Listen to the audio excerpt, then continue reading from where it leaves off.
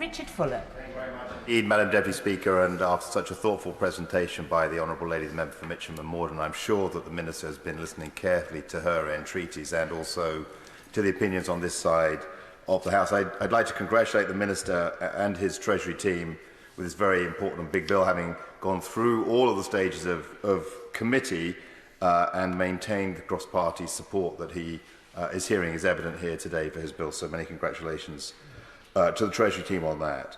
I would just say, Madam Deputy, one of my greatest concerns with the bill is that we are underestimating the importance and the severity of the international competition that our financial services are under. We are in a fierce global competition, and the balance of risk has to be that the UK will not move fast enough, it will not be smart enough, and its moves will not be significant enough to maintain and build the comparative advantage of our financial services sector, which is why I am putting forward some of my amendments, but it's also why I'm looking forward to what the Minister can say in his closing remarks to reassure me. We need to have a bill, we need to have a government, we need to have a country that is pro the financial services sector. That is where the wealth is created in this country. If we do not allow the financial services sector in this country to grow to be globally competitive, we are harming the taxes that then pay for all the public services upon which our constituents determine. But in addition to that, as my honourable friend, the member for Chelmsford has said, I know is also the case in my constituency, and I think also in my honourable friend, the member for North Warwickshire's constituency, we have many constituents whose incomes are directly related to the success of our financial services sector. So my amendments put down some requirements on the regulator to get with that spirit behind its new secondary objective, its new objective of international competitiveness. New Clause 12 is a requirement to publish regulatory performance information that's material to new authorisations. New authorisations mean growth for the United Kingdom financial services sector. We need a very close focus on how effective the regulators are being on that. And New Clause 12 asks for some general statistics.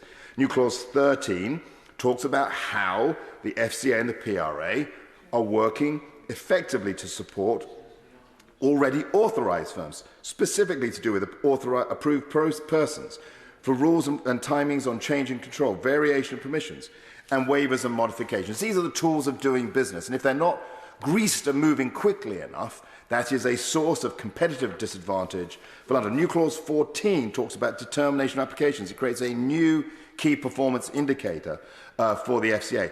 I have to say, and none of this is a criticism, the two individuals running the FCA and PRA, I think they're doing a fine job.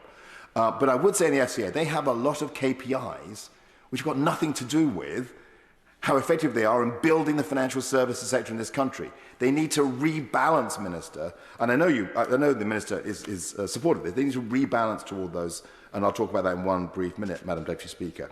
New Clause 15 creates a report for the regulators, a duty for regulators to report on their competitiveness and growth objective.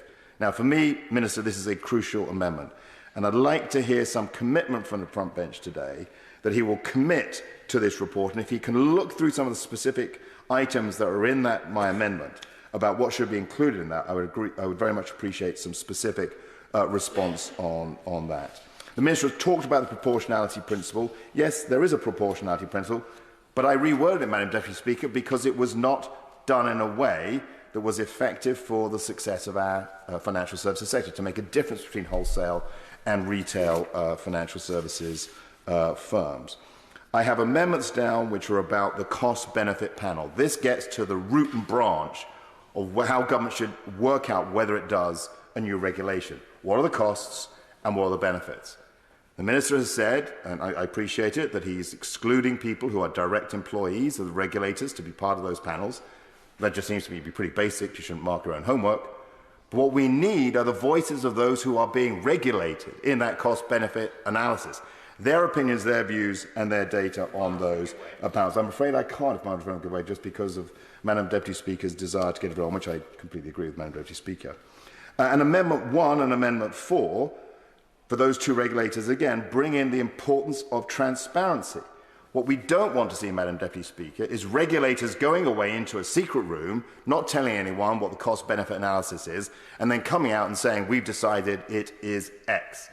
true transparency on their deliberations, true transparency on the opinions that they have received. So, Madam Deputy Speaker, I'm very specific on those amendments. The Honourable Lady, the Shadow Spokesman, is not here about her concerns about the intervention power, which I think she completely mislabeled as being a dangerous thought. I think it's a fairly reasonable thought. I would just say, in her absence, if I may, to the front bench, just say opposite, that maybe what looks good in an era of declining yield curves and quantitative easing in a democratic country may look differently in an era of rising yields and quantitative tightening. And, Madam Deputy Speaker, my amendments are quite specific. The Minister has been very supportive throughout in this, and I will look forward very much to hearing his conclusions in his summing up.